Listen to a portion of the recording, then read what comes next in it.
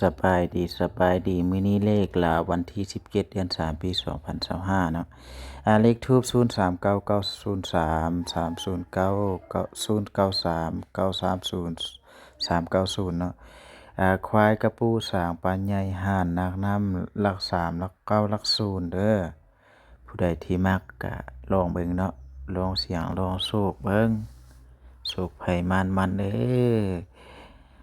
แอดมินแปลว่าเป็นเลขช้างเลขควายเลขกระปูเลขห่านเลขนาคน้ำแล้วก็ปลาใหญ่เนาะผู้ใดมักเลขใดก็เลือกซื้อตัวนั้นเด้อ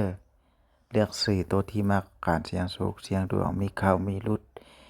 มีได้มีเสียฉะนั้นต้องมีสติเนาะผู้ใดที่มักก็เลือกซื้อตัวที่มักเลยมักตัวใดก็ซื้อตัวนั้นขอให้ทุกคนเฮงๆมันๆเด้อ